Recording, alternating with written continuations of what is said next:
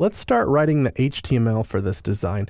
And when I say let's write the HTML, I mean let's focus ourselves entirely on that one task. We're going to open our Photoshop file that we ended up with here on the left, and I'm going to open the project file, the index.html file, here on our right. So what we're going to be doing is looking at what's going on here on the left and writing what we see on the right in our project file.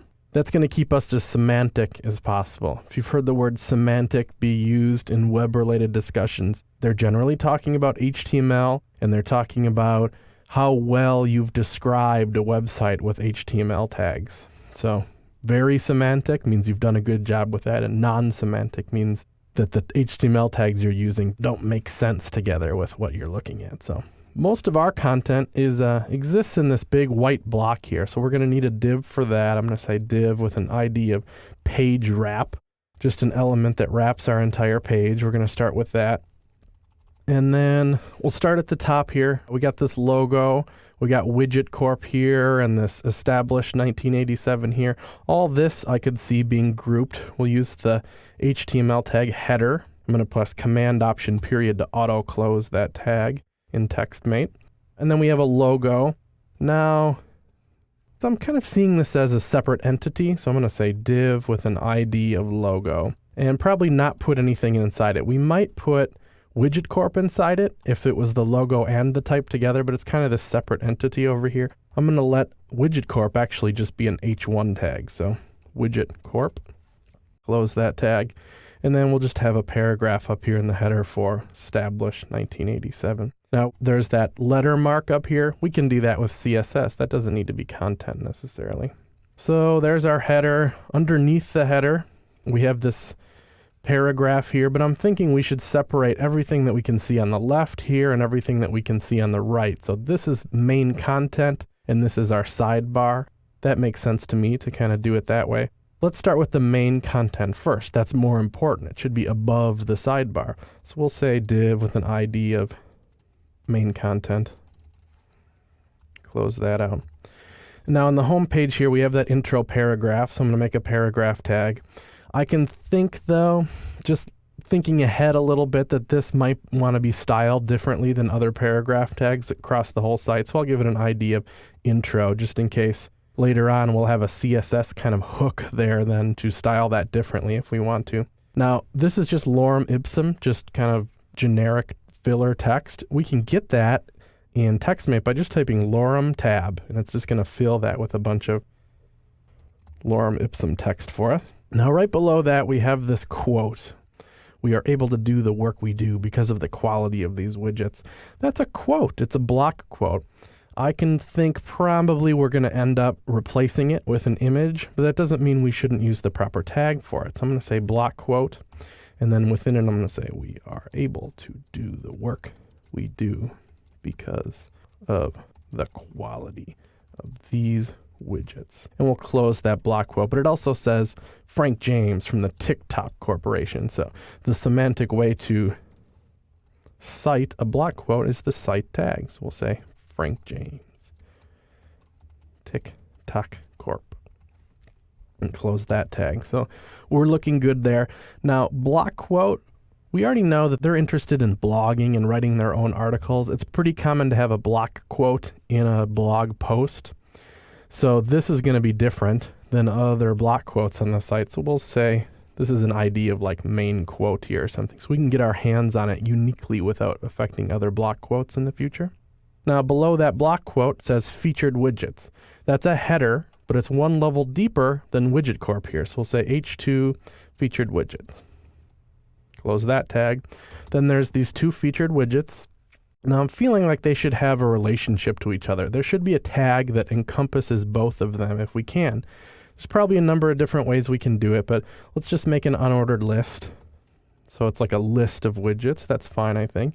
An opening and closing list tag for the first one. And then let's describe what we're seeing. We're seeing a title, a description, an image, and a view product button. So let's try that.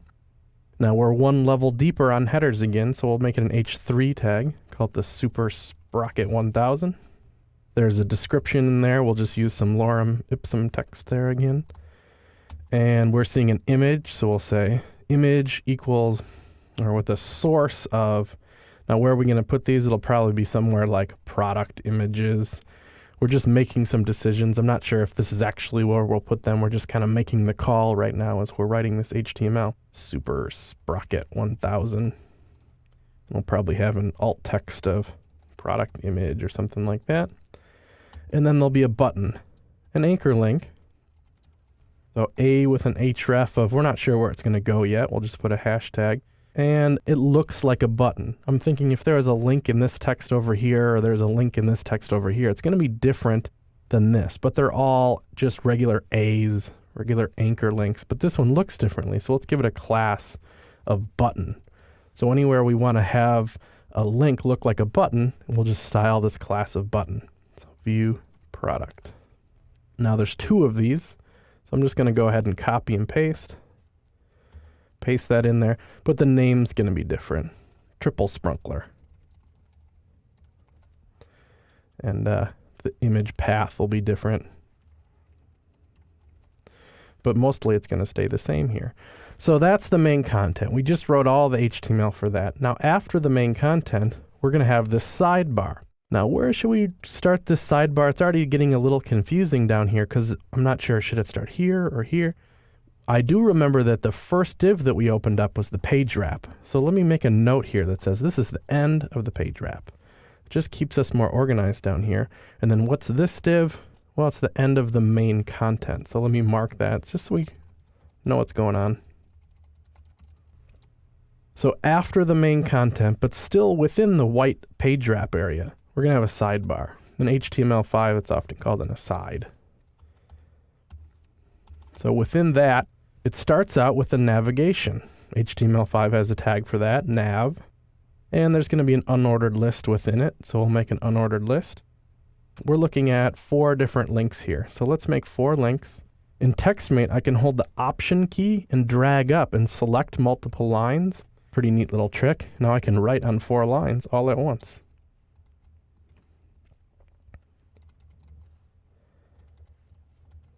Pretty cool. If I click away, I'm all out of it. Now, each one of these will have a different name, like Buy Widgets, About Widget Corp, Contact Us, and The Grind. Oops, I put that in the wrong place, didn't I? Now, it has that little R blog part in there. We'll just use an M tag for that. M meaning emphasis, but often italic text as well. Now notice that they're different colors. Should we put a class name on this that says blue? No, that would not be semantic, because what if we wanted to change that color later and we wanted the first one to be green instead? Well, then our class of blue is going to be green and it's going to be weird. We could put class of Buy Widgets here and make it blue with that. But then if we move Buy Widgets down here, it could screw up our color scheme. We're really not going to apply classes at all to it, knowing that we can use CSS actually to target each one of these in their position and affect their color that way. So that's what we're going to plan to do there. Just 2 more areas to mark up quick. It's this area, the latest post, and this area, the industry news. So we'll make divs for those. We'll call them widgets. Why not? Thinking of in the WordPress world, I just happen to know that when you drop things in your sidebar, they're often called widgets. Now, this is a header, latest post, but we've already made it down to H3, which was Super Sprocket 100 here. So let's make this H4, and we'll say latest post. Let's put a div there, and we'll have a class of date, because that's what we're looking at here. It's just a date, and we'll say March 16th, 2010, close that.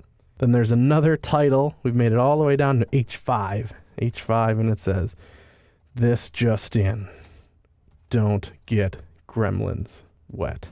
Super important advice. And we have some lorem ipsum text there. One last time. So this is the end of a widget. Okay, that's that. One more, and we can kind of copy and paste this, except for our widget here.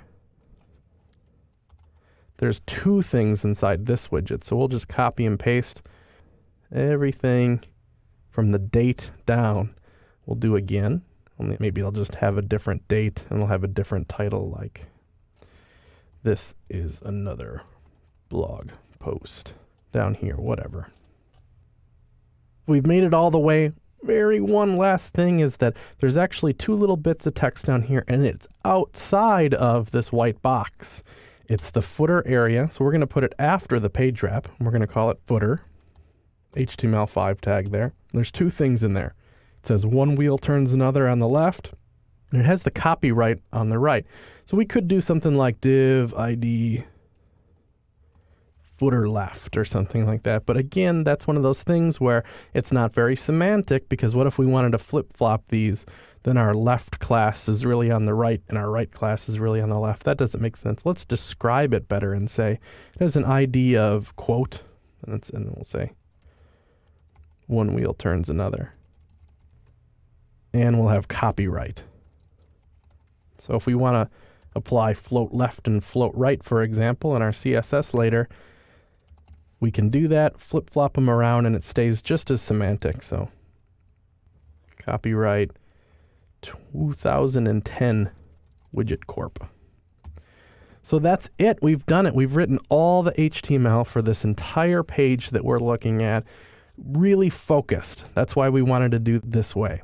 Just for fun, we're going to open this quick in a browser. So let me close this. I'm going to open up that HTML file that we just finished writing in the browser so we can look at it. And wow, it doesn't look like much, does it? But that's okay. This is what we are expecting to look at. This is what like a search engine would see when it reads your site. This is what someone with sight disabilities would see when they're looking at your site. And it all makes perfect sense. Widget Corp and the tagline for the company and introduction text right into the featured widgets. This is exactly what we want to see and a great base for us to start styling.